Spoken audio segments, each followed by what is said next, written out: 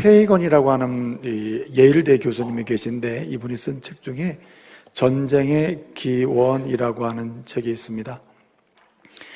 그 책에 보면 인류 역사에 알고 보게 되면 평안한 때보다 전쟁이 대부분이었다는 거예요.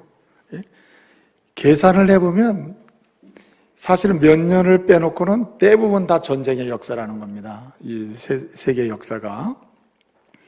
그러면서 그런 얘기를 해요.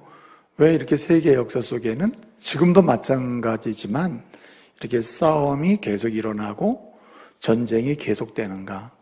전쟁이 계속 일어날 수밖에 없는가? 왜 이렇게 싸움과 분쟁은 계속되는가?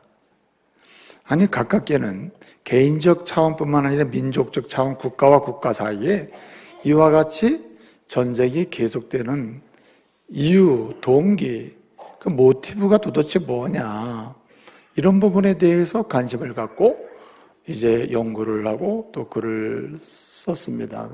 그 이유 중에 몇 가지를 설명하는데 이런 얘기합니다. 세계 역사 속에 끊임없이 전쟁, 싸움, 분쟁이 일어나는 이유가 있다면 첫째는 사람이 불안하기 때문이라는 거예요. 불안함, 두려움, 염려, 공포심, 이런 것들이 있기 때문에 싸움이 일어난다는 겁니다. 그럼 무슨 얘기냐면 이런 겁니다.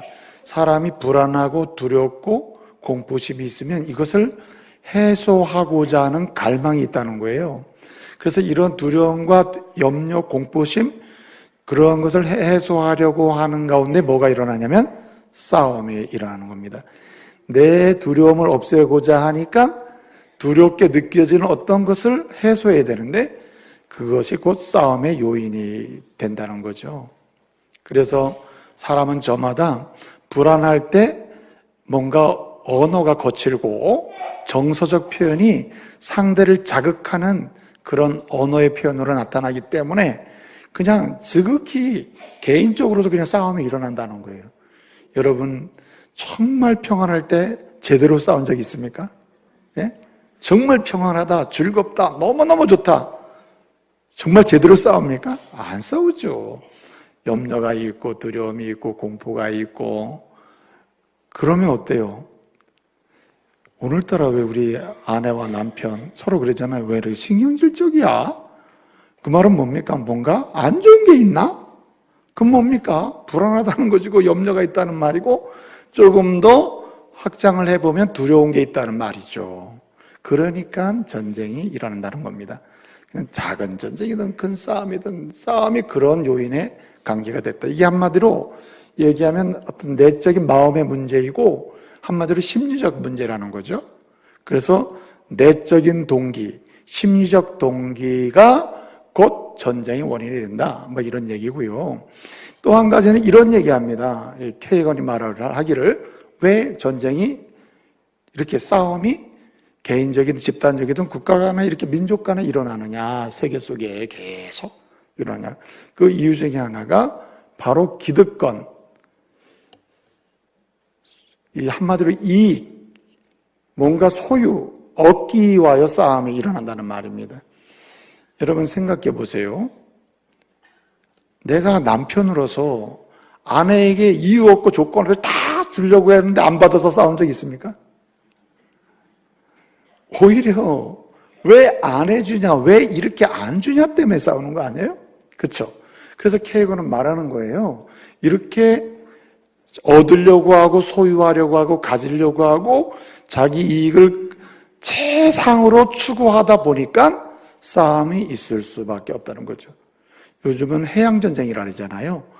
해양에 수많은 그 광물 자원이 있으니까 눈에 보이지 않는 그 바다를 그냥 그물고 가지고 더 차지하려고 하는 거 아닙니까? 그래서 어떻습니까? 요즘은 강대국과 강대국 사이에 끼어있는 중소국가가 다 싸움이 왜 일어납니까? 요즘에 해양 문제가 다 걸려 있잖아요. 우리와 일본 사이에 뭐가 걸려 있습니까? 우리 땅인데 자기네 땅이라고 우기잖아요. 예? 독도는 우리 땅, 크게. 독도는 우리 땅이요, 우리 땅. 그런데 일본은 독도는 자기 땅이라고 우긴단 말이에요. 그러니까 우리가 일본이 아무리 자기네 땅이라고 우겨도 독도는 우리 땅 이러고 있으면 되는 게 아니라 어떻게 합니까? 안 뺏기기 위하여 눈에 보이지 않는 전쟁이 돼요, 안 돼요? 계속되고 있는 겁니다. 왜 그래요? 소유, 이익, 추구, 갖는 것 때문에 그래요. 얻는 것 때문에 그런 거죠. 그래서 인간은 끊임없이 추구하고 얻으려고 하고 소유하려고 하는 존재이기 때문에 싸울 수밖에 없다는 거예요. 전쟁이 그래서 일어난다는 거죠. 국가와 국가 사이면 큰 전쟁이 되고 민족과 민족 사이면 대륙과 대륙 사이면 큰 전쟁이 되는 것이죠. 그런데 특이한 동기도 있습니다.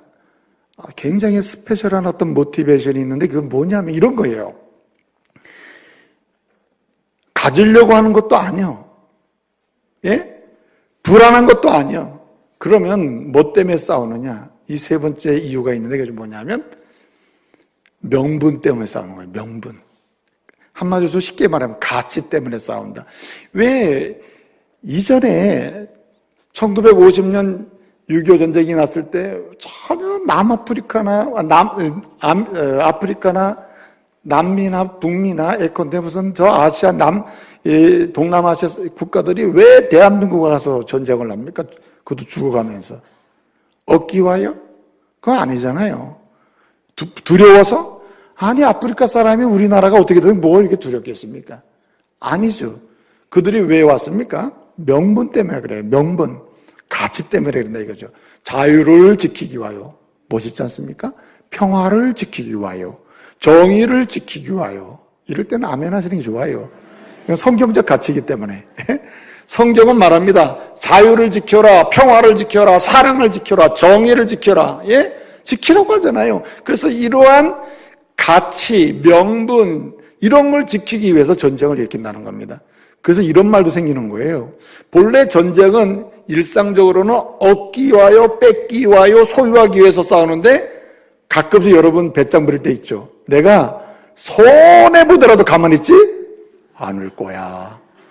다 한 번씩 싸워봤죠. 그렇게 내가 손해보고 내가 이뤄도 난 싸울 거야. 가만히 있지 않는다. 내가 어떤 사람은 배짱을 세게 부린 사람도 있어요. 죽어도 내가 가만두지 않는다. 네? 그게 다 뭡니까?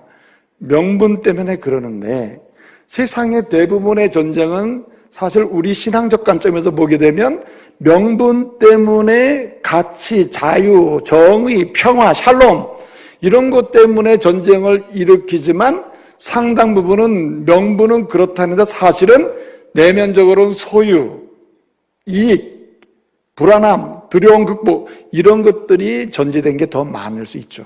그렇죠? 그리고 명분, 정당한 명분을 내걸었지만 실제적으로는 전쟁을 끝나고 나보면 실제적인 명분이 아닌 경우가 더 많아요. 정당하지 않은 경우가 많다는 거죠. 그래서 어찌되었든 간에 이러한 세 가지 영역의 동기가 있기 때문에 역사 속에 전쟁이 계속된다는 거예요. 그러면 성경은 이 세 가지 사실을 인정할까요? 맞습니다. 성경도 인정을 해요. 사람들의 싸움을 보면 이유가 있는데 불안하기 때문에 두렵기 때문에 그리고 더 갖기 위하여 심지어는 뭐 위하여? 각기 저마다 대의명분 옳다고 여기는 명분을 내걸고 싸운다는 거예요. 그러면 성경은 여기에서 마침표를 찍는가? 전쟁은 그래서 일어난다. 마침표를 콕 찍느냐 말이에요. 그렇지 않습니다. 순표입니다. 전쟁은 그렇다. 심리적인 이유 때문에, 실리적인 이유 때문에, 명분적 동기 때문에 일어날 수 있다. 순표 찍어요. 마침표는 없습니다, 아직. 그럼 마침표는 뭐냐? 실제로 전쟁이 일어나는 이유는 사실은 그렇게 가시적으로는 그런 이유가 있지만 정말 중요한 이유가 있는데 영적 이유 때문이라는 거예요. 영적인 이유. 세상에서 수많은 전쟁이 일어나지만 이 배경에는 영적인 이유가 있다는 거예요. 근본적으로 모든 전쟁을 파고들고 들어가 보면 사실은 무엇과 관계가 있냐면 진리에 대한 비진리의 싸움이고 불의에 대한 의의 싸움이며 그 다음에 하나님의 영광에 대한 인간의 영광과의 싸움이에요. 이러한 영적인 이유가 내재되어 있다는 겁니다. 그렇기 때문에 갖가지 심리적, 실리적 또는 명분적 이유를 가지고 싸운다 하더라도 결정적으로 영적으로 하나님의 영광을 훼손하기 위하여, 진리를 대적하기 위하여, 하나님의 교회를 해방하기 위하여, 하나님 나라를 해방하기 위하여, 하나님의 영광 복음을 막기 위하여 이런 싸움에 본질적으로 딱 들어가면은 그렇게 앞에 세 가지 이유 때문에 싸우던 사람들이 다 어떻게 됩니까? 따라하세요. 다 같이 하나 되어 진리를 대적한다. 이상하죠? 평상시에 각각 다 자기의 소유, 명분, 두려움, 극복을 위하여 각각 싸웁니다. 싸우는 존재에 싸워 살아요. 싸움에 삽니다. 그런데 결정적으로는 하나님을 향하여, 진리를 향하여, 신앙을 향하여, 교회를 향하여, 하나님 나라를 향하여, 믿음의 사람들을 향하여, 주의 영광을 향하여 대할 때는 모두가 하나 되어 싸우는 거예요. 여러분, 우리나라만 해도 정치적 이해 집단이 얼마나 많습니까?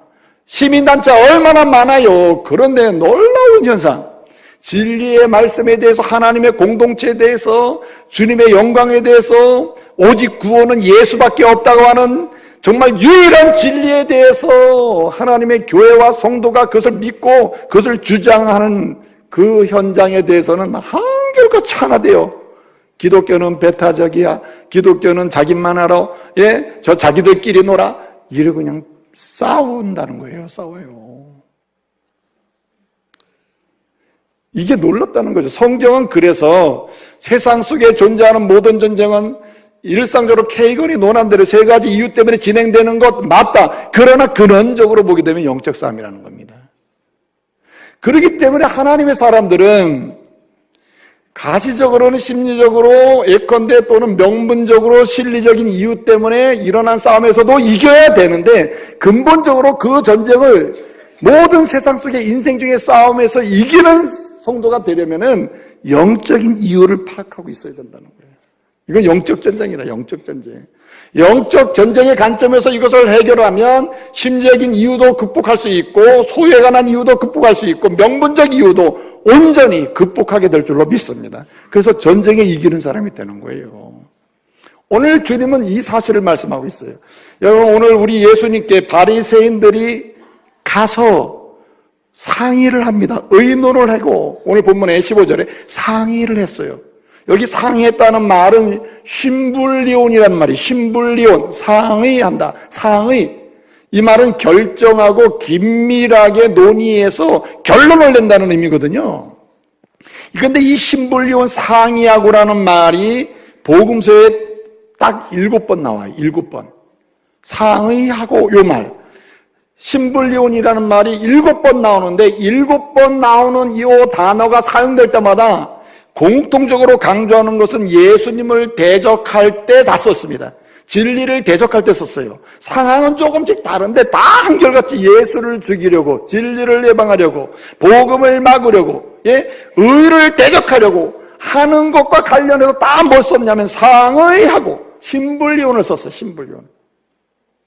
그래서 이 바리새인들이 가가지고 상의한 다음에 어떻게 했습니까?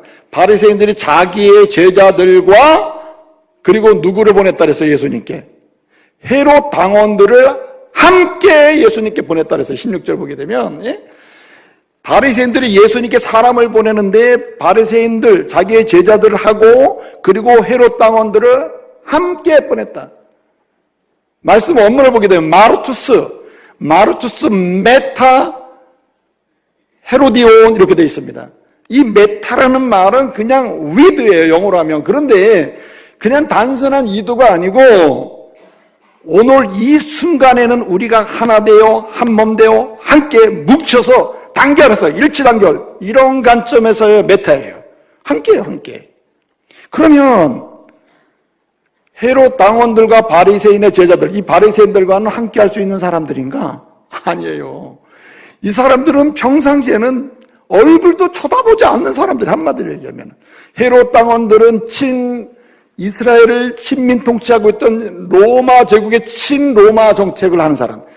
헤롯이 친로마 정책, 황제를 돕고 황제와 함께하는, 그래서 이득을 얻는 왕이 헤롯이거든요. 헤롯 왕가인데 그 헤롯 왕가의 정책, 친로마 정책을 지지해가지고 뭔가 떡고물을 받아먹고 사는 사람들이에요. 그러면서 뭐냐면 세금도 걷어서 로마에 착착 바쳐주고 말이죠. 예? 그런 로마의 주권도 인정하고 가이사의 주권도 인정하면서 그러고 사는 사람들이에요. 근데 바리새인들은 어떤 사람이냐? 울며 겨자 먹기로 세금은 내긴 하지만 마음에는 절대 세금을 우리는 낼 수 없는 사람들이야. 가이사, 로마 제국의 황제는 인정할 수 없어. 우리 유일한 세계의 주권은 하나님께 있으니까 우리는 인정할 수 없어. 이러고 사는 사람들이에요. 세금도 낼 수 없지만 할 수 없지. 그럼 그냥 겨우겨우 내는 사람들이에요.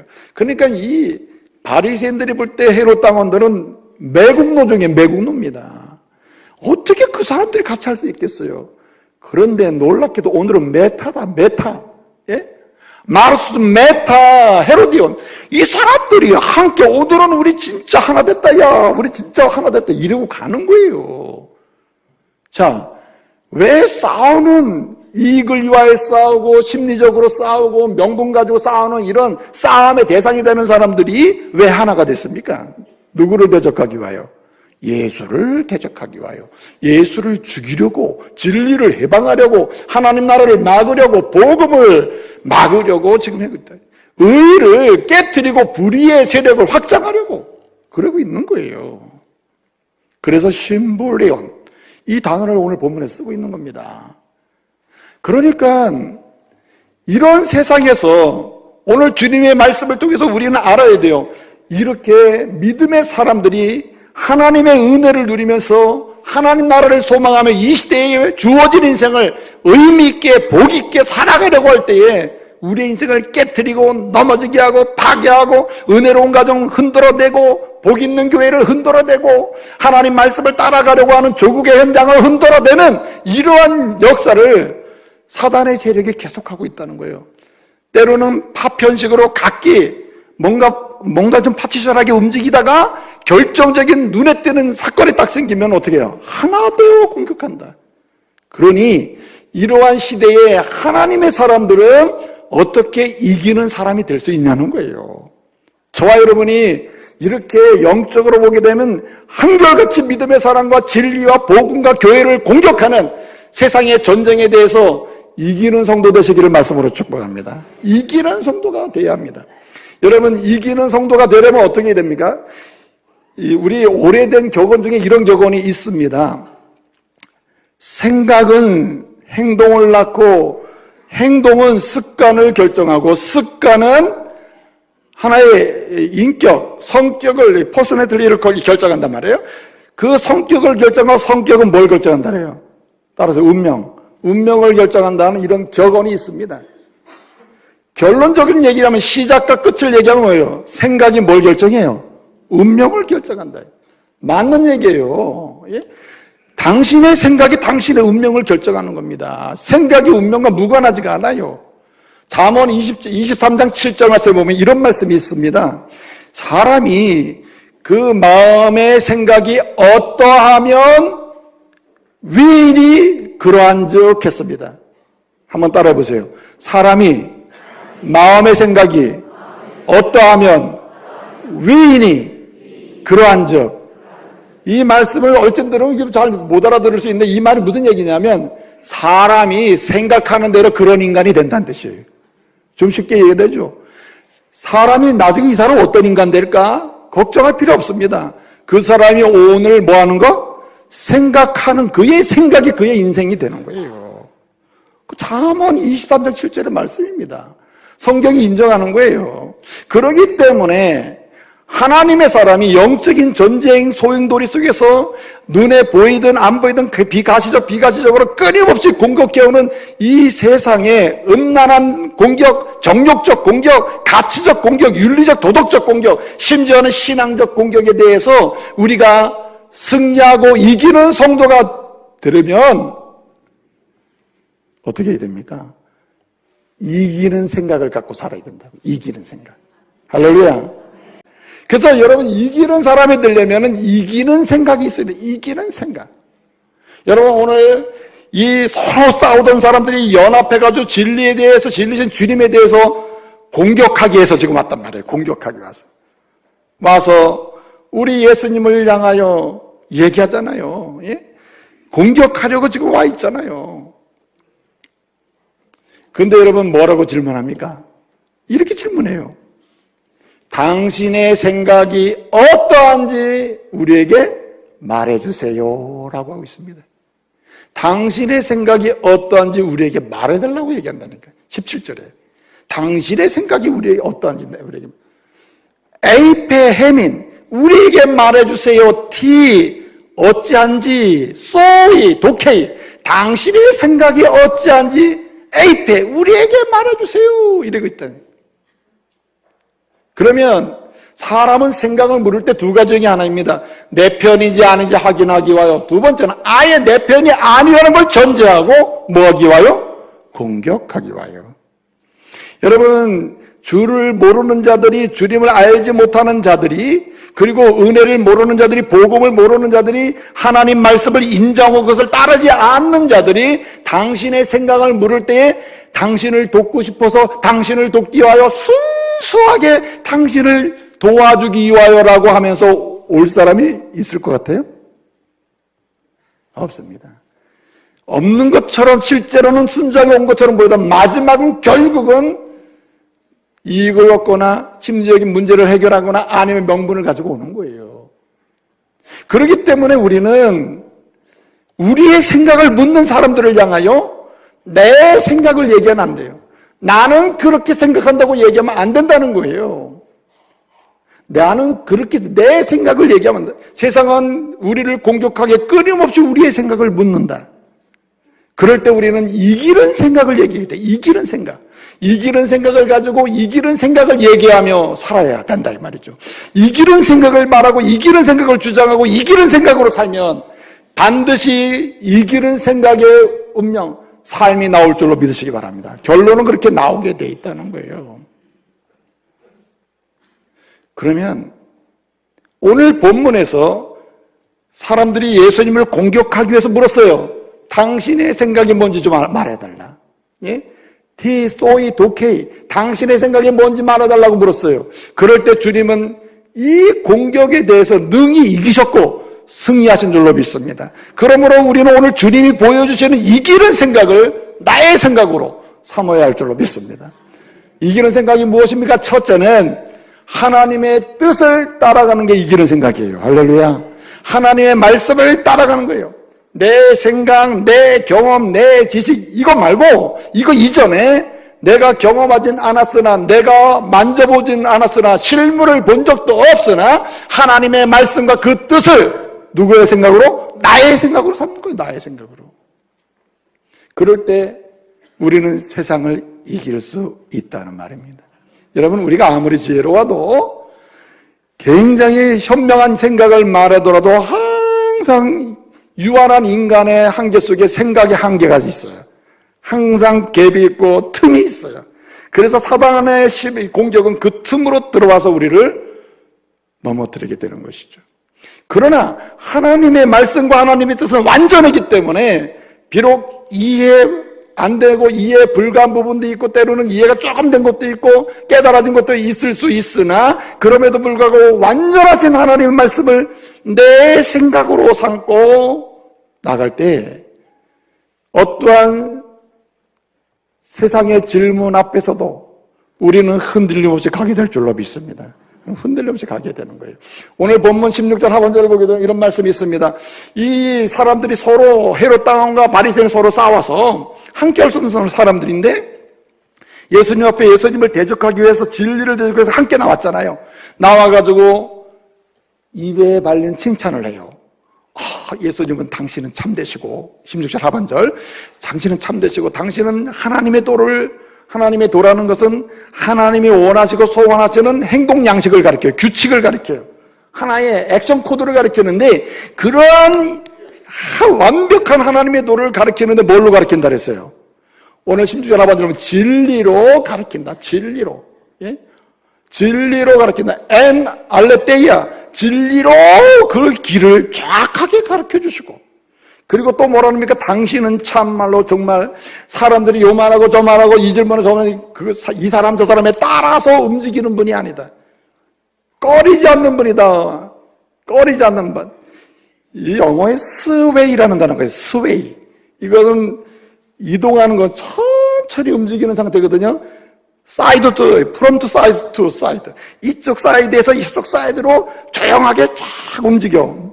상황에 따라서 움직여가는 거. 이 상태를 스웨이라고 하는데, 오늘 본문은 주님은 스웨이지 않는다는 거예요. 스웨이하지 않는다. 사람에 따라서 환경에 따라 움직이지 않는다. 완전하신 하나님의 뜻을 따라서 움직이는 분, 그분이 주님이시라는 거예요.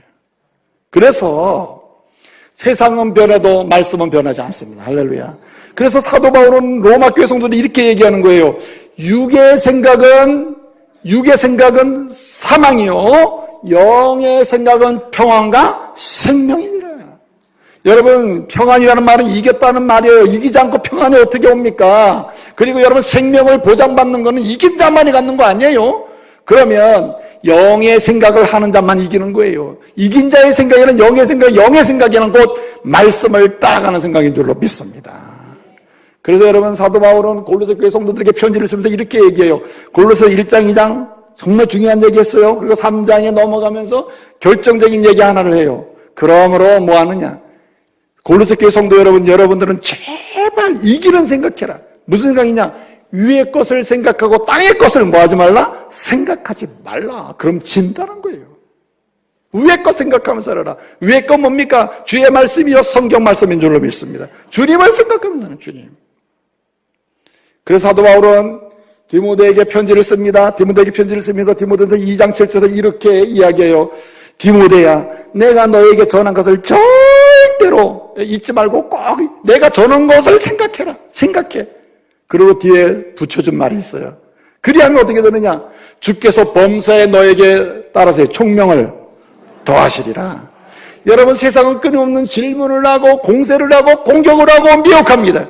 이걸 이길 수 있는 이기는 생각이란 말씀을 따라가는 생각이에요. 그럴 때 범사의 말씀에 의해서 선택과 결정의 순간순간마다 나도 모르는 엄청난 하나님의 총명이 임하게 될 줄로 믿습니다. 지혜가 오게 해야 되는 거예요. 지혜가. 그래서 여러분, 사도 바울이 있잖아요. 사도 바울이 디모데에게 이렇게 편지를 쓰고 디모데후서 3장 가면은 디모데후서 지금 마지막 아닙니까? 이 사도 바울이 에베소 교회 담임 목사로 디모데를 임명했거든요. 디모데 나이가 너무 어린 사람이라, 이 사람이. 그렇게 임명해 놓고도 사도 바울이 돌아다니면서 걱정태산이라, 걱정태산. 룰랄라가 아니야. 그냥 매 순간마다 영적 싸움이라 이게. 그러니까 사도 바울이 뭐라고 얘기합니까? 그렇게 다양하게 공격하는 공격에 대해서 목사가 목회적 승리를 하려면은 이기는 생각이 있어. 이기는 생각은 뭐밖에 없느냐? 디모데후서 3장 16절 뭐밖에 없어? 말씀밖에 없다. 말씀밖에. 모든 성경 하나님의 감동으로 된 것이다. 그러므로 교훈과 책망과 바르게인가 의로 교육하기에 뭐예요? 유익하다. 한마디로 뭡니까? 말씀으로 생각하면 당신은 이길 수 있다. 이길 수도 있는 게 아니라 이길 수 있어. 확실히 이긴다는 거, 확실히. 할렐루야. 그러므로 우리는 하나님의 말씀을 내 생각으로, 주의 뜻을 내 생각으로 삼아야 할 줄로 믿습니다. 그게 이기는 생각이에요. 오늘 여기 주님은 알레테이아, 진리로 하나님의 도를 가리킨다. 무슨 말입니까? 예수님의 생각은 말씀이 예수님의 생각이라. 예수님의 생각. 이건 모범이기도 하고 실제이기도 해요. 또 한 가지는 이기는 생각은 뭐냐 말이에요. 이기는 생각은 하나님의 뜻이 허용하는 한, 하나님의 말씀이 허용하는 한, 하나님 말씀이 허락하는 한, 하나님 말씀 속에 있는 한, 따라하세요. 나에게 주어진 의무와 직무를 소중하게 다루는 것이다. 나에게 주어진 의무와 직무를 소중하게 다루는 게 이기는 생각인 줄 믿으시기 바랍니다. 저는 어떤 여집사님 부근 되시는 분을 제가 지나가는 길에만, 아이고 선생님 반갑네요. 이렇게 길거리에 있네요. 이제 예수 믿을 때가 됐잖아요. 교회 오실 때가 됐잖아요. 그 아내 되시는 우리 집사님 참 훌륭하신 아내를 두셨는데 이제 함께 올라 믿음 생활을 해야 되지 않습니까? 예수 믿고 구원 받으셔야지. 이렇게 이제 편안하게 이제 얘기를 좀 했더니, 나는 안 돼요. 왜 그러냐고. 우리 아내처럼 될까봐 안 된대. 우리 아내처럼. 그 왜 그러냐 그랬더니, 주일날 그냥 8시에 교회 나가서 저녁 9시에 들어온다는 거야, 주일날. 주일날 아침에 8시에 출근해가지고 교회로. 저녁 9시에 퇴근해 들어온다, 이거. 그러면 점심 어떻게 합니까? 알아서 찾아 먹는데. 애들도 차려주고. 저녁은요, 안 먹을 때도 있고, 먹을 때도 있고. 그 아내가 저녁에 들어오면 차려줍니까? 이거 요즘 그럴 거 따진다면 안 된다는 거야. 큰일 난다는 거예요. 생각해 보세요. 그 이기는 게 아니에요. 가정에서 영적 전쟁이 지는 겁니다. 복음이 막히고 진리가 해방받는다. 이거 틈이에요, 틈. 사단이 벌어놓은 틈이라 이거예요. 그럼 어떻게 하느냐? 하나님의 말씀과 하나님이 뜻이 허용하고 요청하는 한, 그 범위 안에 있는 한, 여러분 가정에서의 나의 의무, 직장에서의 나의 의무, 국가에 대한 의무, 교회에 대한 의무, 하나님의 사람으로 신앙의 의무, 사람에 대한 의무, 여러분 의무를 소중하게 다뤄야 할 줄로 믿습니다. 의무를 다해야 돼요. 직무를 다해야 돼요. 여러분 하나님은 매일 일같이 나와가지고 교회 와서 사는 거 좋아하지 않으셔요. 너무 자주 온다 그래 하나님이. 그러지 말아라. 왜 이렇게 자주 오냐고. 아니 집에서도 의무를 다하지 않고 직장 의무도 다하지 않고 국가의 의무도 다하지 않고 맨날 교회 와서 내가 신앙의 의무만 다한다면 이게 걱정이라 이게. 여러분 왜 이 시대에 하나님의 교회가 한국 사회에서 비난의 정죄의 대상이 됐을까? 왜 많은 조롱을 받게 됐을까? 물론 여기에는 근원적으로 영적 싸움의 요인이 있습니다. 이건 무시하면 안 돼요. 온갖 하나님의 교회와 진리에 대해서 뭉칠 때 보면 무섭게 뭉치잖아요. 세상 사람들이. 싹 뭉쳐요. 하나가 됩니다. 그럼에도 불구하고 우리가 우리 내적으로 돌아볼 건 있어요. 그게 뭐냐면 사회적 의무를 다하지 않는다. 믿음의 사람들이 직장에서 의무를 다하지 않거나 그리고 하나님의 공의와 사랑을 따라서 국가에 대한 의무를 다하지 않거나 윤리적 도덕적 의무를 다하지 않거나 아니면 가정에서 어머니, 아버지 또는 남편, 아내의 의무를 다하지 아니하므로 하나님의 교회에 흠이 되고 비난의 요인이 된다는 거예요. 시대가 이래서는 안 되는 거예요.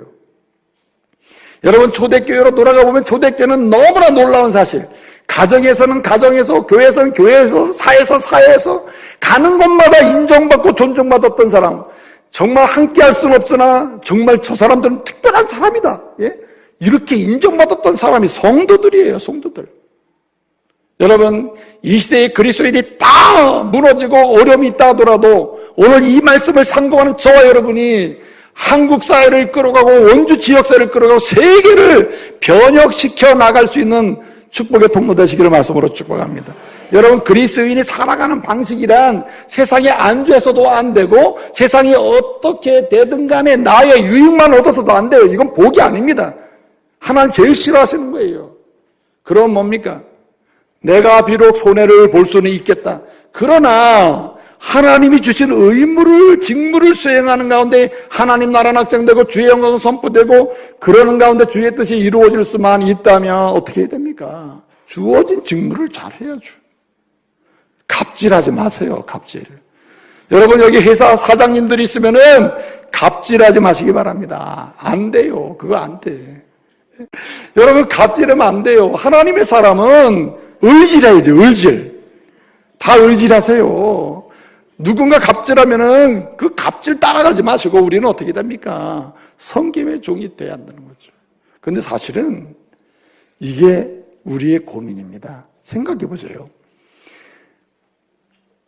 하나님의 교회 신앙의 의무와 그리고 가정의 의무와 직장의 의무와 조국을 향한 나의 의무를 균형 있게 하나님의 뜻이 허용하고 뜻이 원하는 데까지 이걸 균형 있게 세워가고 소중히 달아간다는 게 쉬워요, 어려워요? 어렵죠. 그렇기 때문에 야고보는 이렇게 외치고 있는 겁니다. 야고보서 1장 5절에서 이런 배경이 이래요. 여러분들 힘들죠? 맞아요. 의무다하기 힘들어. 성도의 의무, 하나님 백성의 의무, 하나님의 아들, 딸의 의무, 세례받은 사람의 의무, 교인의 의무.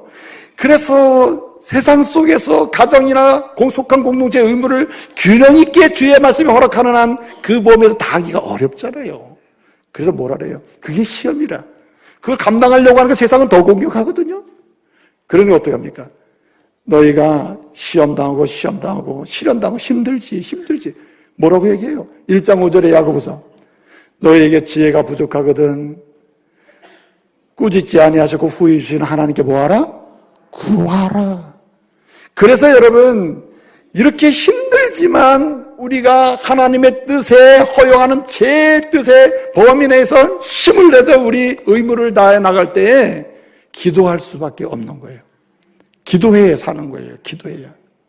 기도하면은 겸손해지고 기도하면 낮아지면서 기도의 약속이 뭡니까? 너희가 지금까지 내 이름으로 구하지 아니하였으나 구하라. 그리하면 받으리니 너희 기쁨이 충만하리라. 이긴다는 거예요. 이겨요. 이길 수 있다는 거죠. 반드시 이긴다. 그래서 우리는 의무를 다할 때에 동반돼야 될 게 기도예요. 구할 수밖에 없다. 주님 힘듭니다. 어렵습니다. 내 힘으로는 안 됩니다. 주님이 하셔야 되겠습니다. 주님 뭐라 하세요? 가이사에게 바쳐야 됩니까? 세금을 내야 됩니까? 주님 뭐라 해요? 이렇게 얘기하죠. 세금 낼 돈을 가져와 봐라. 데나리온 하나를 가져왔다. 데나리온이 뭡니까? 데나리온은 그 당시 로마의 동전의 기본화폐거든요. 1데나리온이 하루 노동자가 일하는 싹시예요.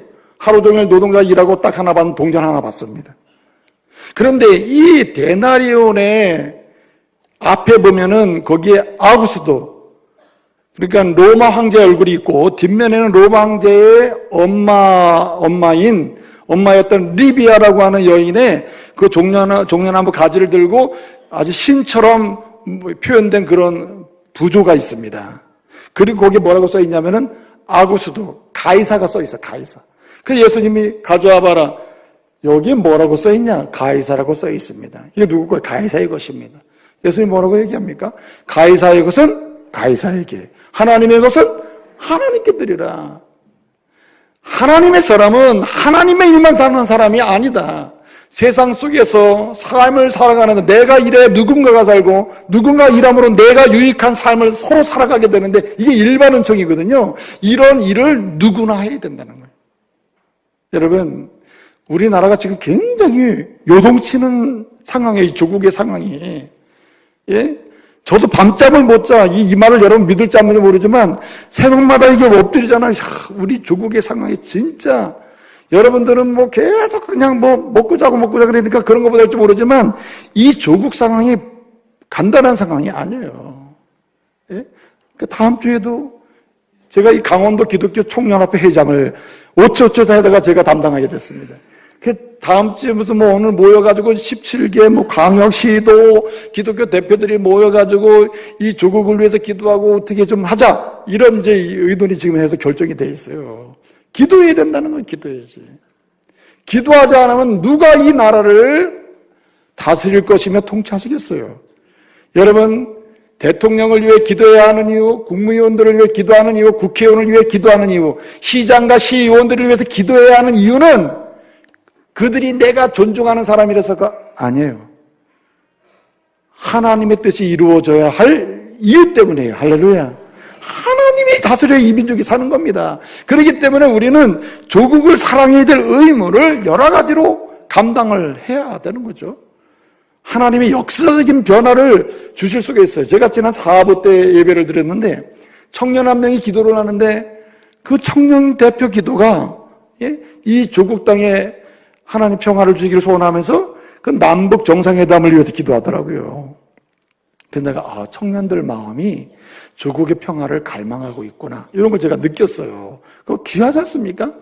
그럼 아무튼 우리 어른들이 된 우리가 어떻게 됩니까? 기도해야죠. 대통령을 위해서, 위정자를 위해서, 그리고 심지어는 사업가를 위해서도 기도해야 돼요. 여러분들은 모기업, 여러분 기회만 나면 얼마나 속 시원하게 욕합니까? 아닙니다. 우리는 그래서는 안 돼요. 여러분, 기업가든지 조국의 속에 있는 기업가들을 위해서도 기도해야 돼요. 군인들을 위해서도 기도하고, 여러분 교육자를 위해서도 기도해요. 교사가 이 나라의 다음 세대를 세우는 거 아닙니까? 누가 기도해야 됩니까? 우리가 기도해야죠. 우리가 기도하는 곳에 의무가 수행되고, 의무가 수행되는 가운데 하나님의 뜻은 이루어질 줄로 믿으시기 바랍니다. 그래서 이기는 거예요. 그래서 마지막 한 가지는요, 오늘 여기 마지막 결론은 22절입니다. 22절 말씀에 보기 이렇게 말씀하고 있어요. 뭐라고 말씀하냐면 그들이 그 말씀을 듣고 어떻게 됐어요? 졸았습니까? 우리처럼? 말씀 듣는 주무셨어요? 아니죠. 그 말씀을 듣고 놀랍게 여겨. 세 번째 어떻게 됐어요? 여러분, 말씀을 듣고 놀랍게 여기면은 정말 기본적인 좋은 자세는 뭡니까? 예수를 따르니라, 예수와 함께하니라, 예수 중심으로 생각하니 예수만 생각하고 사느니라. 이래야 되는 거 아니에요? 근데 오늘 본문은 어떻게 했습니까? 그 협박하고 이기려고 왔다가 예수님 말씀을 듣고 놀라게 된 거예요. 감동을 받은 거예요. 어떻게 됩니까? 떠나갔다고 했습니다. 떠나갔다. 예수를 떠나갔다. 여러분, 이기는 자의 생각이란 예수를 떠나는 생각이 아니고 예수를 가까이 하는 생각인 줄 믿으시기 바랍니다. 예수를 중심으로 생각하는 것이고 예수를 따르는 생각이고 예수와 함께하는 생각이 이기는 생각이라는 말입니다. 여러분, 마태복음 16장에 보게 되면 베드로가요, 주는 그리스도께서 살아계신 하나님의 아들입니다, 이렇게 이야기할 때 예수님이 잘하였도다, 내가 이렇게 대답할 수 있는 것은 하나님이 그렇게 은혜를 주신 것이다, 참 잘했도다, 이렇게 칭찬하시잖아요. 베드로가 잠시 후 예수님이 말씀, 내가 곧 십자가에 죽을 것이다. 베드로가 어떻게 합니까? 예수님, 그게 무슨 말씀입니까? 죽으시면 안 됩니다. 우리와 함께 있어야 됩니다. 우리 예수님 뭐라고 그러셨어요? 사단아, 내 뒤로 물러가라. 내가 사람의 일을 생각하는데 뭘 생각하잖아요? 하나님의 일을 생각하지. 하나님 생각하지 않는다는 거예요. 하나님. 여러분, 예수를 생각할 때에 우리의 생각이 이기는 생각이 되는데 왜 그러냐면 모든 일의 주도권이 주님께 있어요. 그러므로 주님을 중심으로 주님을 생각하며 살면, 주님만 생각하면 그 주님이 내 생각을 통해서 일을 하시는데 내가 상상할 수 없는 결실을 내는 줄 믿으시기 바랍니다. 상상을 불허해요. 한계를 뛰어넘는 역사를 주님이 이루신단 말입니다. 그래서 우리는 고린도서 10장 5절 말씀에 보면 이런 말씀이 있습니다. 사도 바울이 고린도 교회 성도들에게 얘기해요. 여러분들 제발 신앙에 관한 모든 삶에 관한 모든 이론을 파하고 그리고 하나님을 대적하고 더 수없이 인간 삶을 살면서 더 높아진 것들을, 자기들이 살펴보면 높아진 게 많잖아요. 높아진 것들을 다 파하고, 그리고 마지막 중요한 말을 합니다. 당신의 모든 생각을 사로잡아 누구께 복종하며? 모르면 예수님, 시작, 예수님께 복종하며 그리스도께 복종하며. 무슨 말입니까? 바울이 말하고 싶은 것은 모든 것은 포기하고 파하고 버리고 중심에 놓지 말아라. 예수를 중심에 놓아라. 생각의 중심에 예수를 놓아라. 예수를. 그러면 그게 이기는 생각이요. 결국 당신의 운명은 이기는 운명이 된다. 주님이 당신의 운명의 주인이기 때문에 이기는 사람이 된다는 말입니다. 여러분, 빅터 프랭클이라고 하는 사람이 2차 세계대전 당시에 유대인 포로 수용소에서 견디다가 살아남은 사람이에요. 근데 이 사람이 쓴 책 중에 밤과 안개라는 책이 있습니다. 그 책에서 이런 얘기를 해요. 뭐냐면 나는 그 포로 수용소에서 죽을 뻔했다는 거예요. 근데 여러분, 유대인 수용소에서 가스실에 보내서 죽이는 경우는 어떤 경우입니까? 그 수용소에 들고 오면은 군수불자 만들고 뭐하고 그러는데 노동을 시키거든요? 근데 이 노동을 못할 지경이 되잖아요? 그러면 가스실로 보내서 그냥 학살하는 겁니다. 그렇기 때문에 그냥 일을 못하는 상황이 딱 판단하면 그냥 그날로 죽는 것 같아요. 근데 빅터 프랭클이 더 이상 병이 들고 그래가지고 일을 할 수가 없는 거예요. 이제 죽었구나. 나도 뭐 움직일 수가 없구나. 이제 죽는 거 아닙니까? 그런데 어느 한순간에 처음에 독일 나치 군인들에게 체포가 돼가지고, 가족이 체포돼가지고, 그 아내랑 자기와 찢어지잖아요. 딴 데로 막 끌려가잖아요. 끌려갈 때 그 아내가 울고짖은 거예요. 막 여보, 울고짖, 그런 생각이 딱 나면서 사랑하는 아내가 생각이 난 거예요. 그러니까 자기도 모르는 힘이 솟아나면서 일하자 이래가지고 전쟁이 끝날 때까지 살아남아가지고 결국 생존하게 됐다는 거예요. 그러면서 그 방과 안에 그 안개라는 책에서 이런 말을 해요. 당신이 절망일 때, 힘들 때, 불가능할 때, 이젠 죽었구나 생각할 때 그때 당신이 죽지 않는 방법이 있다. 당신이 사랑하는 사람을 뭐 해라? 생각해라는 거예요. 그러면 새 힘이 솟는다는 거죠. 여러분 힘들 때 아내 생각, 남편 생각 잘하세요? 예? 힘들 때 자식 생각, 사랑하는 자식 생각 하란 말이에요. 그런데 하물며 사랑하는 사람 생각해도 힘이 나는데 날 정말 사랑하고 날 십자가에 죽으시고 부활하신 예수 생각하면은 여러분 살림이 생기고 소망의 힘이 생기고 감사의 힘이 생기고 능력의 힘이 생길 줄로 믿습니다. 그래서 예수 생각해야 되는 거예요. 예수 생각. 예수님 떠나면 안 된다 이거죠. 퍼펙트 스톰이라는 게 있어요. 대서양에서 종종 일어나는데 자주도 일어나지 않는다는 기록에 보면 어떤 경우는 100년 만에 일어나기도 하고 80년 만에 일어나기도 하는데 퍼펙트 스톰이라는 게 있다. 근데 그 퍼펙트 스톰이 뭐냐면은 태풍 같은 게요. 세계가 겹쳐지면서 일어나는 폭풍인데 이게 한번 일어나잖아요. 10층 이상의 그냥 그 파도가 막 일어나고 시속 50m의 강풍이 막 일어나서 뭐 생존이 불가능하다면 생존이. 네? 헐리우드에서 이것을 퍼펙트 스톰을 영화화했어요. 예? 한 적이 있는데 거기에 나오는 내용의 요점이 이래요. 어떤 배를 가지고 있는 어부가 무식하게 교만하게 너무 큰 소리 떵떵 치면서 퍼펙트 스톰 속으로 들어가는 거예요. 나는 뭐 할 수 있다. 이길 수 있다 이러면서. 어떻게 됐겠어요? 산산조각나는 어부의 인생을 그린 영화가 퍼펙트 스톰이에요. 여러분 제가 왜 이 얘기하냐면 오늘 이 시대의 그리스도인들이 세상 속에서 일어나는 퍼펙트 스톰과 같은 엄청난 죄악의 폭풍이 일어나고 있는데 그것을 경계하지 못하고 세상 생각으로 그 속으로 끼어들어가는 사람이 있다. 육의 생각은 뭐라 그랬어요? 사망이요. 죽습니다. 그러나 그런 가운데서도 퍼펙트 스톰이 아무리 일어나더라도 주님, 나의 생각은 오직 주님의 생각이 나의 생각이며 주님이 말씀하신 의무가 나의 고유한 일이며 그리고 주님이 내 생각의 중심이십니다. 그리고 이기는 생각으로 나갈 때에 그런 폭풍 중에서도 하나님의 위로를 얻게 될 줄로 믿습니다. 이기게 된다, 이기게. 이 은혜가 있기를 말씀으로 축복합니다. 기도하겠습니다. 은혜로우신 아버지 하나님 감사, 자성, 영광 돌려드립니다. 시대가 너무 악하고 음란하고 더럽고 정말 너무 무질서하고 혼돈 속에 들어가는 이 시대가 되었습니다. 주님, 우리 조국의 상황도 너무 힘든 상황입니다. 우리 조국의 미래가 주의 손에 달려 있사오니 주님, 우리 믿는 자들이 이기는 생각을 하며 승리하게 하여 주옵시고 이기는 생각을 함으로 주의 나라 확장에 기여할 수 있는 쓰임받는 그런 종들 되게 하시며 가정을 세우고 그리고 조국을 세우며 지역사회를 세우며 하나님의 교회를 부흥케 하는 신실한 일꾼들 되게 하여 주옵소서. 예수님의 이름으로 기도합니다. 아멘.